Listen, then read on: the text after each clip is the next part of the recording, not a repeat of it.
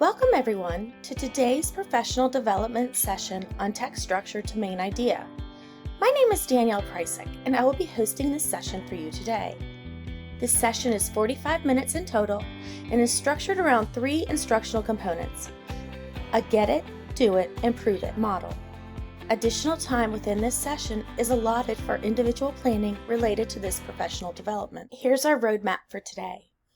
We'll start by defining text structure and exploring why it's so essential for reading comprehension. You'll see some familiar classroom scenarios that illustrate the challenges students face. The next piece is the do it. This is the heart of our session. You'll learn a targeted small group routine called Strengthening Understanding of Text Structure from Small Groups Big Results. This is a practical, research-based routine you can use immediately. We'll walk through each step together.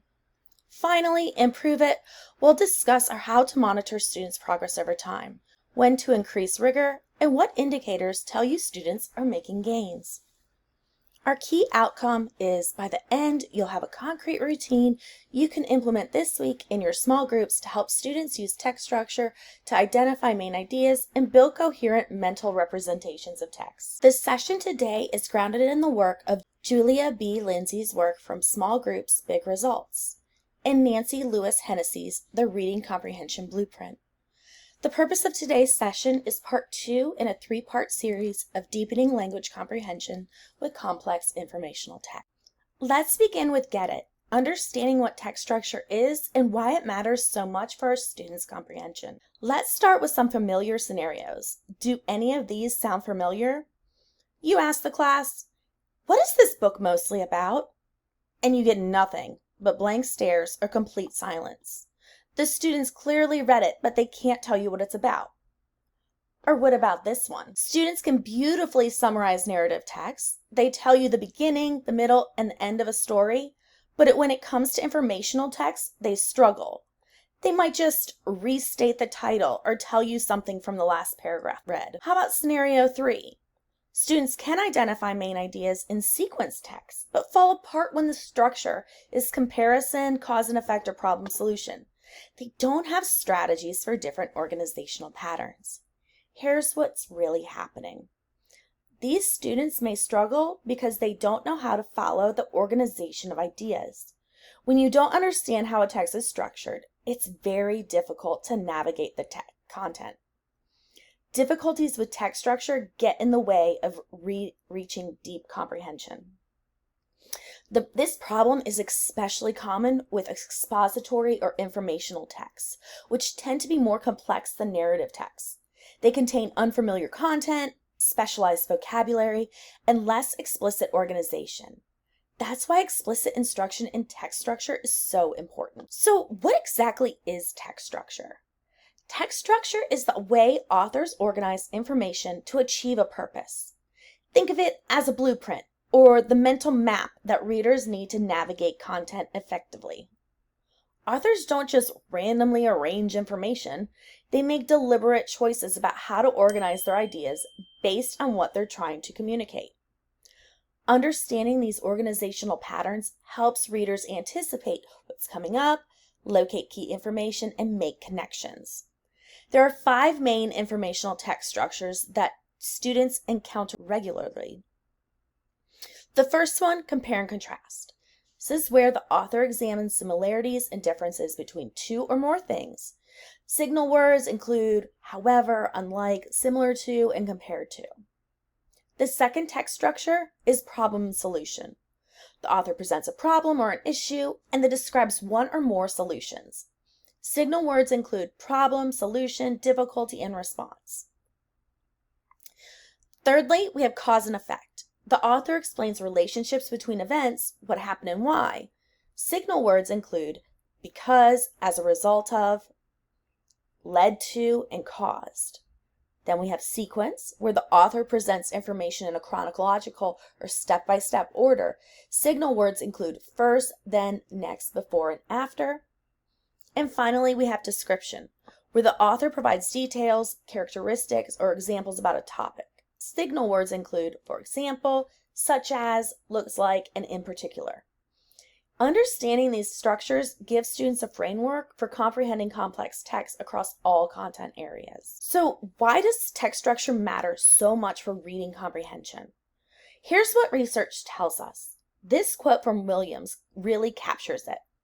Readers who can identify the structure of a text are better able to locate the information they need for successful comprehension. Let me break down 3 key points. Use structure actively. They don't just passively receive information. They organize ideas in their minds using the text structure. When readers can connect ideas from the text in a logical manner based on its structure, it's easier to generate a main idea and understand the text at a deep level. Second, students who are taught text structure show larger gains in comprehension. This isn't just a theory. The research evidence is clear. Studies Rutzel and colleagues in 2005 and Williams in 2017 show that students taught to understand text structure demonstrate significantly larger gains in reading comprehension than those who are not taught these skills. Third, it's a critical text processing skill. Knowledge of a text structure helps students do several important things: anticipate how information will be presented, focus on key information, locate specific details they need, and construct coherent mental representations of what they read. This ability to recognize and use structural features of a text is what allows skilled readers to work strategically and effectively with complex content. The good news? This is a teachable skill. We have evidence-based practices, and that's what we're learning today. Now let's move into Do It. This is where we learn the routine together. I invite you, as I'm doing this activity, to be the student so you see how it feels at the student space. You'll learn the 4-step routine and see examples of how it works in practice. Before you begin your instruction, you'll want to have this reference chart. It's an essential tool for both you and your student in this work. The routine is called Strengthening Understanding of Text Structure, and it comes from the Small Groups Big Results Routine 8.3. The purpose is to support students in understanding complex text by using its structure to identify main ideas. This routine teaches students to actively use text structure as a comprehension tool. It's about 15 minutes in a small group setting, and it's designed to be efficient and focused. So some things that you'll need a reading passage, ideally an informational text related to your content area learning. For this activity, I'm going to use an excerpt from Promises to Keep from 5th grade. You'll need some highlighters, pens, or pencils so students can mark their signal words. You want writing paper for students to write their gist statements. And, like we said before, that text structure reference chart like the one we see, all to help students identify structures and signal words. The routine has 4 clear steps. Step 1, review. You're going to introduce the text by reviewing key vocabulary and prior knowledge that's critical to understanding. So this activates background knowledge and prepares students for the content. Step 2, we're going to teach. This is where you model your thinking. Teach students to notice how the text is structured by asking questions and identifying signal words. You'll think aloud about the text structure, modeling the metacognitive process expert readers use. Step 3. Step 3 is practice. This is the heart of the routine. Students read the text. You can read aloud, have them read in pairs, or do a choral reading. Then students identify the structure by finding signal words and answering key questions about how the information is organized. Step 4 is application. After identifying the structure, students generate a get the gist statement, a main idea statement. We know that gist and main idea are slightly different. For this purpose, we're getting them to the main idea. Then they extend this into a summary using the key details from the text. The power of this routine is in steps 2 and 3, the explicit teaching and active practice. Let's look more closely at the text structure and how to teach them. This is where I'm going to walk you through the entire routine step by step using a real text that's appropriate for grades 3-5. All right, the text we're using is called Playbill, and it's an excerpt from a biography about Jackie Robinson. This text is about 2 key events: Jackie Robinson's wedding to Rachel in February 1946, and their journey to spring training in Florida where they faced discrimination and segregation. Now, as I model this routine, I want you to pay close attention to several things. First, listen to what I say and how I say it. I'm going to give you the exact language you can use with your students. Feel free to jot down phrases that resonate with you. Second, notice the questions I ask. These questions are strategic. They guide students to discover the text structure rather than me just telling them. Third, watch how I model my thinking out loud. This metacognitive modeling is crucial. I'm making visible what normally happens invisibly in an expert reader's mind. And fourth, pay attention to the prompts I use to give students. You'll see how I scaffold without doing the thinking for them. Think of this as your template. You can replicate this exact approach in your small groups this week. Let's begin. Okay, so I'm at my small group table. I have students gathered around me. We're about to read Play Ball Together. Here's exactly what I would say. All right, everyone, before we dive into our reading today, let's take a moment to think about what we might need to know to understand this text. This text mentions the Montreal Royals in spring training. Montreal Royals. Does anyone know what sport we're talking about when we hear those words? That's right, baseball. Good thinking. Now, this text is actually about someone very important in baseball history, Jackie Robinson. Has anyone heard of Jackie Robinson before? Jackie Robinson was the first African-American player to play in Major League Baseball. He broke what we call the color barrier. That means before Jackie Robinson, black players and white players played in separate leagues. Jackie Robinson changed that in 1947. Today, we're going to read about an important time in his life, the period right before he made history. We're going to read about his wedding to Rachel and their journey to spring training in 1946. Now, before we read, there are a few words we need to make sure we understand. Let me preview these quickly. Montreal Royals. This was a baseball team in the minor leagues. The minor leagues are like the training ground before players move up to the major leagues. Spring training. This is a practice period before the baseball season officially begins. Players go to a warm place like Florida to practice and get ready. Segregation. This is a really important word for understanding this text. Segregation means that people were separated by race. In 1946, black people and white people couldn't use the same facilities. They had to stay in different hotels, eat at different restaurants, and sit in different sections. This was the law in many places, especially the South. And our last word, humiliation. This means feeling embarrassed, disrespected, or treated as if you're less important than others. As we read, we're going to see how Jackie and Rachel faced humiliation because of segregation. Does anyone have any questions about any of these words before we begin? Great.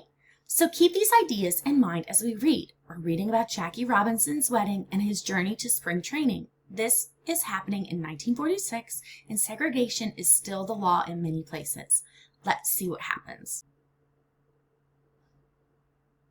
Let's stop and talk about that model now. So notice what we did in the review step. I didn't just read a list of vocabulary words. I activated the prior knowledge about baseball and Jackie Robinson. I provided historical context about segregation. I defined key vocabulary words with examples and explanations, and I set a purpose for reading, creating anticipation. This whole review step is about 2 minutes, but it's essential. Students can't comprehend a text if they don't have the background knowledge or vocabulary. This is especially important for English language learners or students with limited background knowledge. All right, now we move into the teach step. This is where I'm going to model my thinking process for students. I want them to be able to see inside my head as an expert reader. So I'm going to pick up the text, make sure they have it in hand, and I'm going to say something like, now I'm going to read the first part of this text, and I want you to watch and listen carefully. I'm going to show you how I think about the text structure as I'm reading. Notice the questions I ask myself and the signal words I look for. All right, now I'm going to read the first paragraph out loud with appropriate expression. So this is a really important piece because you're modeling fluent reading. So it sounds something like this. 4 months after Dad signed with the Montreal Royals, my parents got married. The Reverend Carl Downs performed the ceremony on February 10th, 1946, at the Independent Church of Christ in Los Angeles. My mother, Zilly Uzum, was thrilled to plan the entire wedding right down to selecting Mom's china, silver, and crystal. It was wartime, so materials were hard to find. Still, Zelie insisted that my mother wear a satin dress. So my mom went to Saks Fifth Avenue and found a pewter satin sample dress that had a long train. Dad matched Mom's elegance in a sharp pair of formal wear as they pledged a lifetime in love and shared dreams.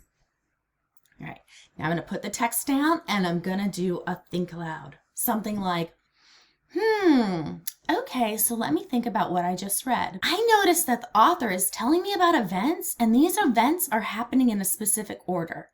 Let me look back at the text.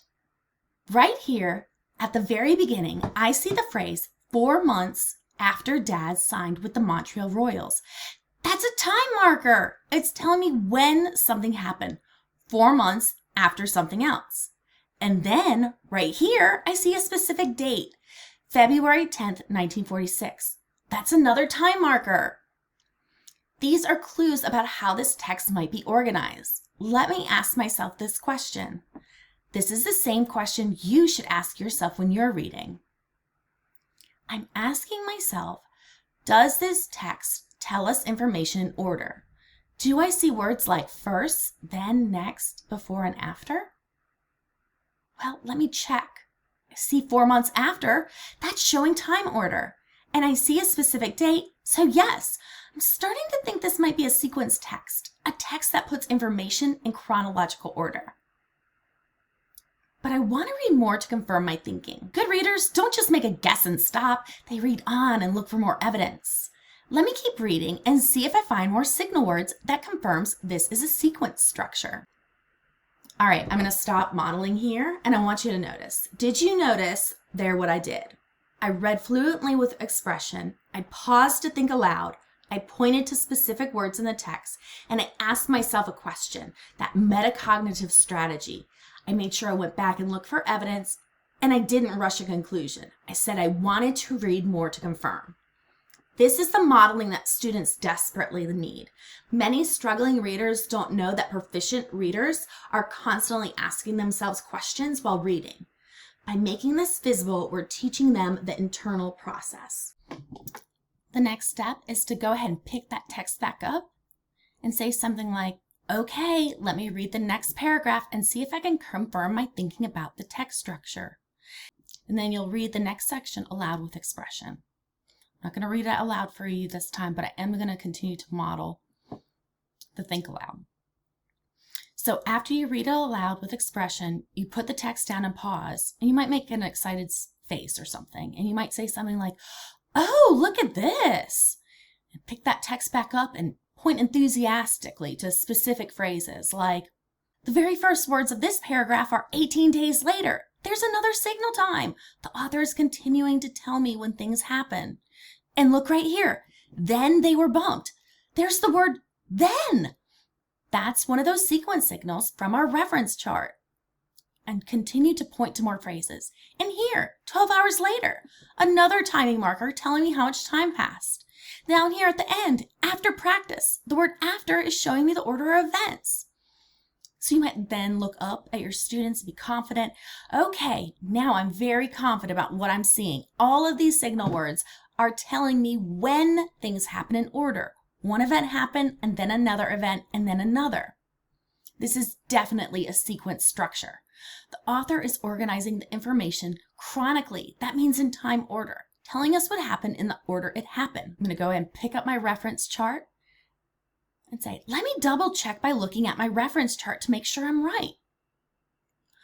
Okay, yes, under sequence, the signal words include first, then, next, before, and after. And I found several of those words in this text. The key for the sequence is how the author is putting information in order, and the answer is by time. The author is telling us what happened first, the wedding, then what happened next. They traveled. Then what happened after that? They arrived at the training camp. So I've identified that this text uses a sequence structure. That's going to help me understand the main idea because I know the author wants me to see how events unfolded over time. Now it's your turn to practice this. You're going to read through the text, and I want you to find and highlight all the sequence signal words you can find. All right, I'm going to pause right there, and I just want to point out the things that I did. We read the full paragraph with expression. We got excited when you found those signal words. Yes, enthusiasm is contagious. You pointed to the specific words multiple times. You made the connections to the reference chart. You confirmed your hypothesis with evidence, and you used vocabulary like chronologically to build academic language. Not only that, but then we went on and explained why identifying the structure matters to help you get the main idea. The whole teach step takes about 4 to 5 minutes. It might feel long, but this modeling is absolutely essential. Students need to see this process multiple times before they can internalize it. All right, now we're going to move into the practice step. This is where students do the cognitive work themselves with my guidance and support. So I'm going to have like an energetic tone, and I'll say something like, all right, now it's your time to be detectives. You're going to practice what I just showed you. Show them, go ahead and hold up your highlighters and point to them. I want you to take your highlighter. You can use any color you want, and I want you to go through this text carefully. Your job is to find and highlight all the sequence signal words. These are the words that tell us when things happen or what order events occurred. If you need help remembering what sequence signal words look like, you can check our reference chart. What are some sequence signal words we might find? Right, first, then, next, before. Great, so look for words like that. Once you've highlighted your signal words, I want you to turn to your partner. Together, I want you to answer this key question. How is the author putting information in order? Talk to your partner about that. How did the author organize this information? You'll have about 3 minutes to highlight and discuss with your partner. Go ahead and get started.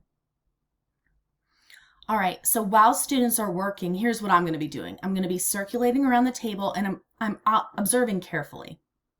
All right, so what I'm doing is I'm going to watch and see, are they highlighting the actual signal words, or are they highlighting random words? Are they highlighting too much or too little? Are they discussing with their partner, or is one person doing all the work? And can they articulate how the information is organized? So I might say something like, if I see a student highlighting a word that's not a signal word, I might lean in and say, tell me why you highlighted that word. What does that signal? And that generally prompts them to think about whether it's really a signal word or not. So if I see a student who gets stuck, I might point to the first paragraph and say, let's look at this paragraph together. Do you see any words here that tell us when something happened? I'm scaffolding, but I'm not doing the work for them. After about 3 minutes, I go ahead and I get everybody's attention and I say, all right, everyone, eyes up here, let's get back together. I might have them share out and say, who wants to share? What signal words did you find? So I might cold call here and say, okay, great, you found 4 months after. Can you show me where that is in the text? You might say something like, perfect, that's right in the beginning. But what does that phrase tell us? You're right, it tells us when the wedding is happening. It's 4 months after he signed with the team. Excellent. And you'll go around and you'll keep asking, where did you find that? And what are the signal words? And what does that help us figure out the text structure of this? At the end, you're going to affirm their thinking by saying something like, you did an excellent job identifying the text structure. Give yourselves a round of applause. Now that we know this is a sequence text, we can use this information to write our main idea statement. All right, so I'm going to stop here and call out some key pieces that were done. Practice takes about 3 or 4 minutes. Give really clear, specific directions. Set a time limit to keep them focused. Make sure you're circling and observing. That's your formative assessment. Collect multiple student responses, not just one. Ask students to show where they found the signal words for accountability and have them explain why those words were signal words to check for their understanding and affirm their correct thinking in a positive manner. This step is where you'll really see who gets it and who needs more support. The students who are highlighting incorrectly or can't explain the structure will need additional modeling or one-to-one support. Now we're at the final step, apply. This is where students generate their get the gist statement and potentially extend it into a fuller summary. Might say something like, all right, everyone, we've done some great work. We've identified that this is a sequence text, a text organized in chronological order. And now we're going to use that information to write a main idea statement. Let's look at our reference chart again under sequence. What's our get the gist frame? That's right. It's first blank happen, then blank, finally blank. This frame is going to help us capture the main events from the text in order that they appeared. We're not going to include every single detail. We're going for the big ideas, the main events. Think about what are the 3 main events. Don't include every tiny detail, just the big ideas. Make sure you're showing the order. You can work on your own or you can work with your partner to write one gist statement together. You have about 2 to 3 minutes. All right, while students are writing their gist statement, again, I'm looking for things like, are they using the frame? Are they identifying the main ideas or are they getting lost in details? Is their statement in order and does it make sense? It's easy to extend this piece. I would look at your North Carolina Standard Course of Study for your grade level when it comes to main idea and summary work, and strive for that level of rigor when doing this work. So this step demonstrates whether the students truly understand text and the structure. If their gist statements are way off, you know they need more practice with this structure or this level of text complexity. And that's it. That's the complete routine. 4 steps, about 15 minutes total, and you've taught students a powerful comprehension strategy. Notice that in every step I was actively engaging students, asking questions, having them highlight, having them discuss with partners, having them write. This isn't a passive activity. Students are doing the cognitive work and I'm there to guide and support.